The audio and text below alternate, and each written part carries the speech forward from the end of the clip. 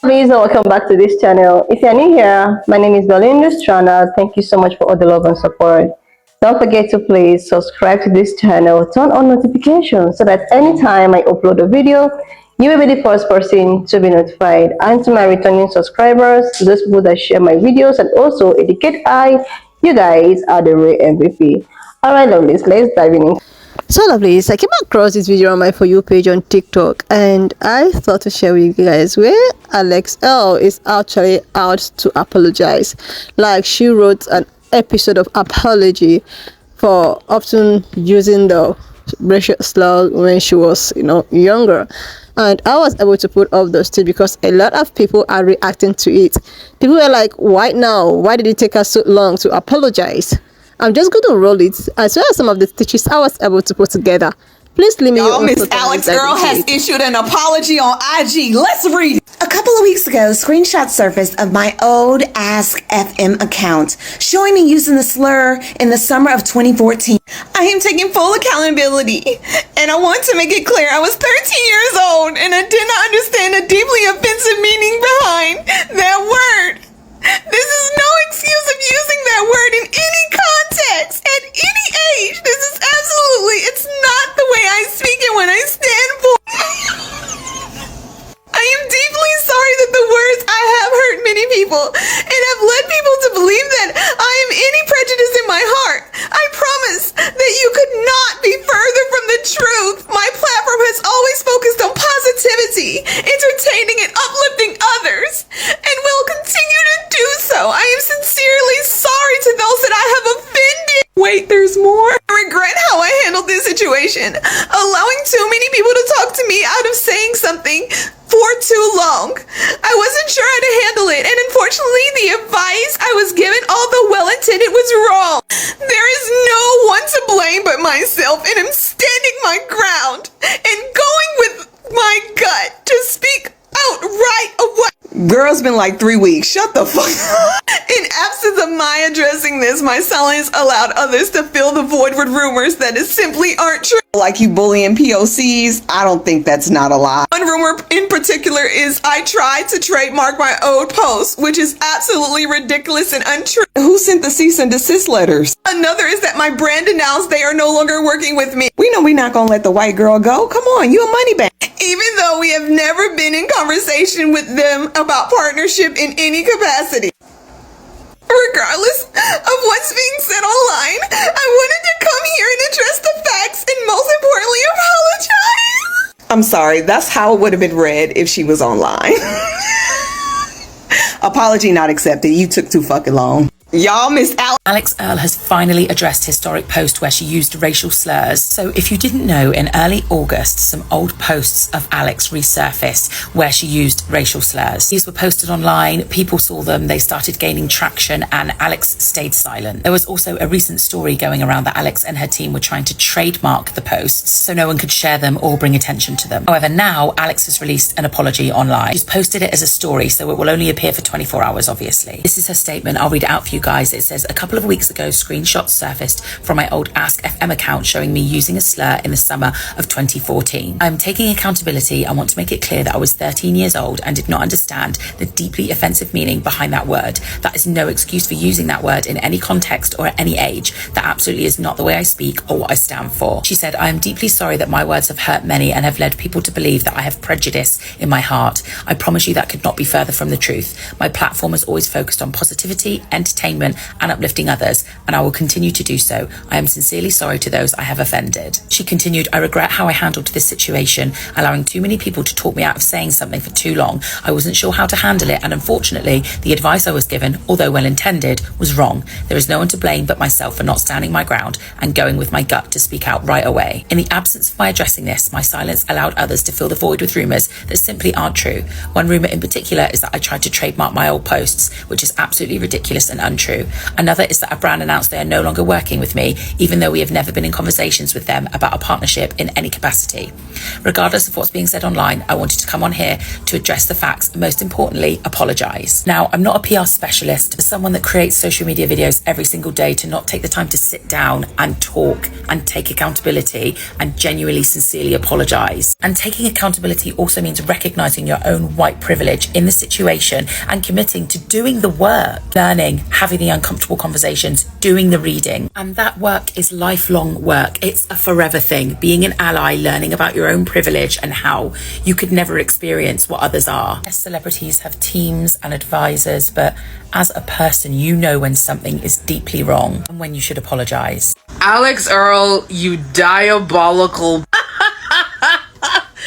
Diabolical. Fanita could never. Alix Earle is a great example that we can't play on an even field with rich people. So for those people that don't know what's going on, so y'all remember that Brooke Schofield girl that was being racist and whatever. Cool. Not cool. But in the comments, every time someone talks about Brooke Schofield, they're like, well, Alix Earle has her own tweets. Alix Earle has her own tweets. And that had been going on for weeks. Literally at the same time Brooke was getting her lashings, people always mention, hey, don't forget Alix Earle. But the video and the pics, I never saw them. I never went looking for them, but I never saw them. So y'all DM'd me this clip. And it's of one of these podcasts. I'm going to green screen it in a second. And they have like a Reddit thread related to the show, but not directly affiliated with the show. And people were trying to post the racist tweets on there. Do you know that Alix Earle copyrighted or trademarked her racist tweets? Just watch.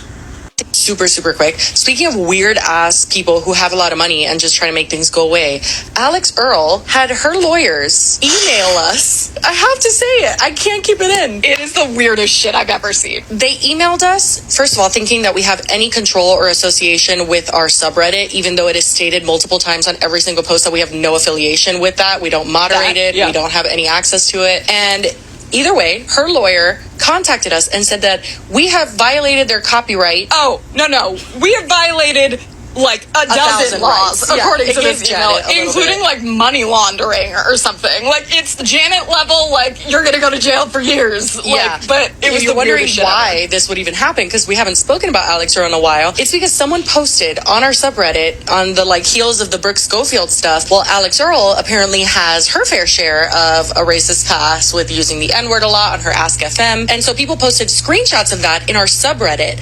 And her lawyer said that they have a trademark to that, which is like, you trademarked her racist Ask FM things? Like literally, what? I was like, oh, that's a creative tactic, right? Like so her team copyrighted her. I said tweets, but it was ask.fm or whatever, her racist stuff. So instead of them to basically do what Brooke Schofield did and come on here, hey, I had this stuff, oh my god, I'm so sorry. That fake ass apology that like only white people are gonna accept. Instead of that, on the back end, they did a copyright. So anytime someone posts about it, the lawyers are gonna get involved and say, you're infringing on our copyright. This is like perfect definition of like an evil genius. Because I'm not gonna hold you, it's kind of smart as fuck, but it's also like evil as fuck as well. Now, this situation is why you also need PR in the room besides just lawyers. Lawyers are not PR are not lawyers. Did they not realize that it was going to come public that they copyrighted the racist posts? Did they not realize that eventually the general public is gonna get wind of it? When we're deep in the eat the rich era, when we're deep in the rich feel like they can do whatever because they have money, they think they have power era, they really thought that they were gonna copyright the stuff and send cease and desist to podcasts and things. Like they're not going to fucking talk about it. That's fucking nuts. That's insane. Because a PR person would bring up the Streisand effect. Streisand effect she was trying to not to bring attention to, I guess, where her home is located. I'm talking about Barbra Streisand, which inadvertently brought attention to where she lived. So it's kind of like your attempts to cover something up only brings more attention to that thing. Because the Brooke Schofield thing was finally dying down. No one was really talking about you. Nobody was really talking about you on social media. But now that you have thrown money at the problem instead of taking accountability and just kind of being like, hey, I'm so sorry, whatever, because that's the bare minimum that she can do, because her white audience is still gonna fuck with her regardless. Instead of her to just do that way when people come at her, you know, her minions can be in the comments like, oh my god, she apologized for it, move on. She could have just done that, but instead she threw money at the problem, which is really costing her bad PR at this point. That is some diabolical shit.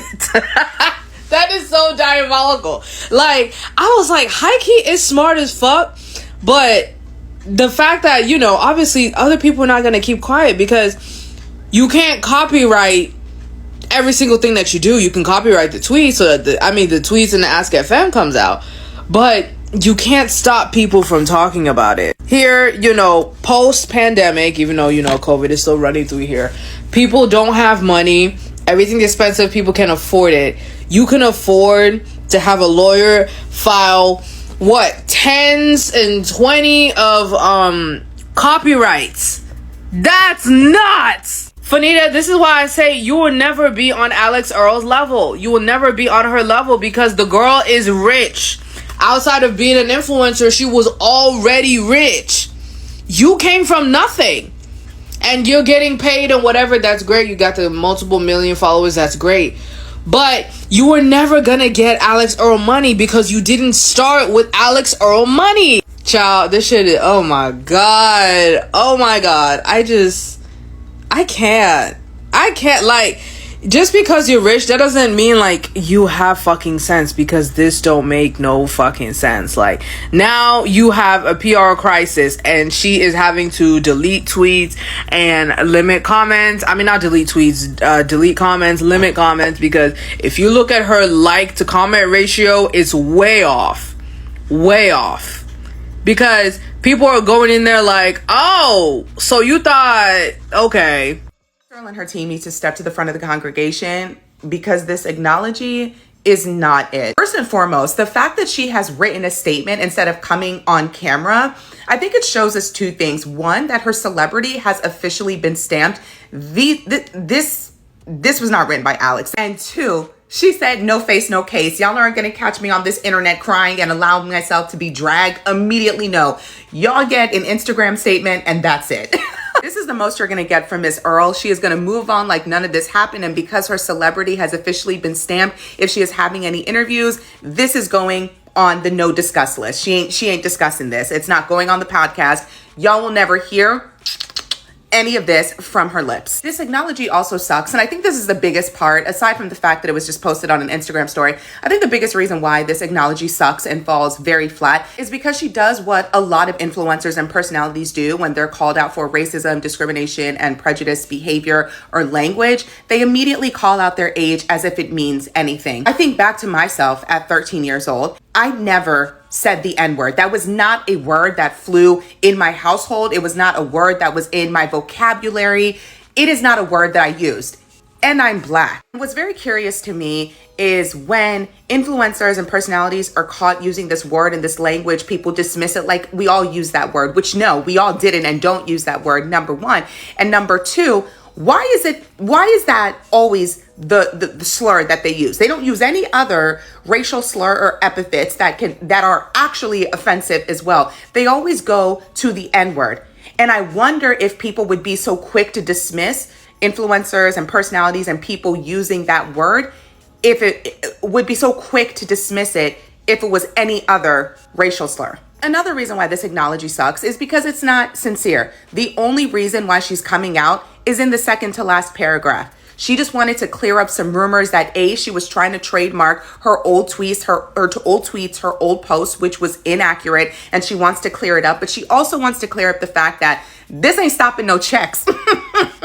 She is not losing any work over this. There were rumors out there that she was losing work. She lost a brand deal, and no, honey, the bag is not stopping, and Alix needs you to know that. She needs you to know that because this could signal to other brands, oh, wait a minute, people are dumping her, people are being holding her accountable. Well, maybe let's fall back on a brand deal. She's signaling to other brands that things are all good. I am not being canceled. We can still work together. I said it in another video and I will say it again. The reason why these acknowledges are falling flat and just outright suck is because a lot of these influencers and personalities are taking the watch and wait approach, wait it out, or they'll come out, acknowledge to people, and then fall back. We are increasingly living in an accountability culture, and that's not going to work anymore. It's not enough to get on the internet and make posts like this or make videos saying that you're sorry. The best apology is changed behavior. It's growth. How are you growing from this? How are you learning from this? How are we seeing it? How do we know you are being genuine? This is the most you're going to get from Alix Earle, and I guarantee you other influencers and personalities are watching this. And moving forward, I would not be surprised if this written statement is what a lot of people are going to be giving from here on out. You are not going to be seeing these influencers getting on camera, pouring out their hearts, acknowledging that's done, that's canceled. You are getting a 24-hour Instagram story and the show must go on. Alix Earle and her team need to step to the She has such a large platform that there are a plethora of things she could do to show she is growing, she is learning, and being sincere that would benefit others who are maybe not in the position to access the resources she has. And not just access to those resources, but introduce her audience to these resources. There are so many ways she could use her influence for good. She could donate to charities and organizations that address racial discrimination. She could reach out to authors, thought leaders, speakers, people who specialize in DEI and racial discrimination to come on her podcast and talk about the impact of racial slurs, racism, discrimination, and the harm and impact of those words. Something that she said in that statement was, I was 13 when this happened. A lot of kids don't seem to understand the permanence of their actions and their words, especially on social media. So she could go to her local middle school, she could go to her high school and talk about this. How the things you do online, how the things you say online can follow you and negatively impact you in the future. And considering a lot of her demographic is younger, tweens, teens, and people in their early 20s, that would go a long way. The best apology is changed behavior. So she's saying that she's aware that her behavior or her words were unacceptable and that they were hurtful. Okay, how are you changing? How are you learning? How are you growing? Take us along with you on that growth journey. And yes, there are people who are absolutely going to believe it is performative, and she will likely get criticism for that too. But how she handled it, just ignoring it and then putting out this statement on Instagram stories that only last for 24 hours, that's not an acceptable acknowledgement. It is not an acceptable apology, and it's insincere. She has such Why mention the not losing brand deals thing? That's what I think that was just such a weird move. I feel like maybe it was to be like, don't worry, like I didn't have to say anything because I wasn't losing my bag, but like I am because I care. But it didn't come off that way at all. It just made the whole thing so much less sincere, less genuine, like so markety, like so, I don't know, it made it feel so, it was just such a weird thing to throw in there, like not reading the room at all, not reading what needs to be mentioned in this situation at all. And I can't get back there were so many valid criticisms about the apology, but that alone is so bizarre to me. Like, who, they're going through what to write in this and they're like, mention the brand deals, we gotta mention the brand deals. Like, that, where'd that even come from? Like, seriously, lovelies, the fact that she actually posted the apology on her on her status, which happens to take for about 24 hours before it disappears, actually defines the kind of person she is. Like, this is unremorseful. Like, this is an apology that is unremorseful. She even went ahead to talk about how she isn't losing brands. Like, brands are still looking for her, despite everything. Brands are still looking for her, but she just decided that she owned this apology to black people. And when I posted this video is that I made a post of a black lady trying to like pour out her frustration on how these big influencers, on how they actually use so many racial slurs when they were growing up, even during their college, time and all of that. She went ahead to point out how it has really damaged her, and even growing up, even if they later come out to talk about how sorry they are, how, oh my god, they were so very, very young during that time, but not minding the effect at which this has actually impacted in such student. Like, a lot of people are in this table, they go ahead using so many things, without them being educated by their own parents, trying to tell them the reason why you shouldn't use some certain things, then using it afterwards in school, and when they grow up they see that, oh, these things I did, or all of those things I thought was right, was actually wrong. Most of them don't have remorse, which most still have remorse, but they don't know that this has actually have a very negative impact, in the said individual. Even after growing up, this person that you have already damaged can't forget it. Like, they can't even move on past it. Like, when this lady that I see her videos, a black lady, she described her childhood, of how she was actually humiliated in the hands of this, pan-colored, children that is not well informed, and now she even used this Alix Earle's, predicaments as an example. She talked about how, living as a black person, living in the midst of, what she have to go through, which is still affecting her till date. Not minding the fact that she's a grown woman, but this is something that she have been, she's just trying to move on with, but remembering it has actually leave a negative impact on her. Now, what am I saying? What I'm saying is that, a lot of times, like, people tend to, like, don't talk about history, don't talk about race and cis, don't teach your children about racism, about what they need to know. Don't educate them. They don't need it, because educating them will actually make them feel bad. But without knowing that, not even educating them about it will still cause a lot of harm, damage, and leaving someone growing up with some kind of, things going around with he or she. So it's best you educate these younger ones, these younger generations, that you feel that telling them about, race and cis, telling them about, what privilege and all of that is going to make them feel bad. I don't think that is going to make them feel bad. It's only going to make them be aware, so that they won't end up like Alix Earle. So Alix Earle is actually claiming that, okay, she was very young at the time that she used such words. She was 13 years, during that time. Okay, let's just assume that she was informed by her parents, she was educated by her parents, trying to tell her there are some words you shouldn't use to such individuals and all of that. All of this controversy, she won't find herself in such, predicament.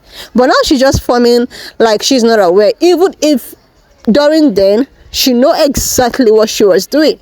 Because you wouldn't tell me that a 13 years old person, if you're coming from a family that is so rare and cis, then you using a rare and slur is just something that is very normal. But because you have become an influencer, even if you tend to claim that, oh, no matter what, influencers are still calling me, but I just have to write this apology just to it doesn't actually make sense. So some pan-colored parent talking about how, oh my god, we shouldn't teach histories in school, we shouldn't tell these people about it because it's going to make them feel some type of way, is something that I can't even place it. They need to be educated about it. They need to be told about it, so as not to be ended, not to end up like Alix Earle now, apologizing. Even if in this apology I don't see any form of remorse. I don't see someone that is, oh my God. But she's just doing it because she's been caught out. She was caught out over and over. Like, there is one thing about repercussion. You know, you've been doing things, you know, for a very long time, thinking that you are going to get away with it. It also have to do with some of these racist people.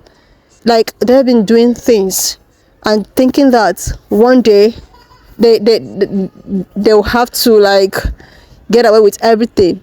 No, there's a day where it might actually cut up with you. It might be something that you did, you know, years back, like plenty of years back, but you wouldn't know when your reality keep on coming, surfacing.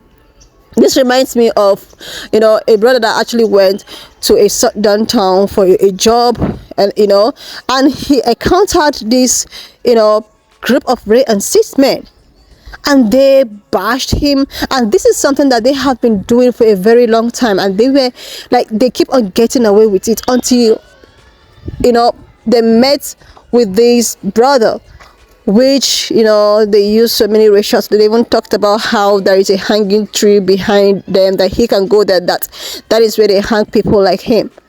And this got a lot of people talking, internet, and he was found out and was persecuted. Like, this is it. People should actually mind the way at which they tell things. They should mind the way at which they hurt people. You shouldn't keep using people's predicament against them, because you don't know what tomorrow tells. It might become something tomorrow, and because of what you did in the past will just keep on haunting you.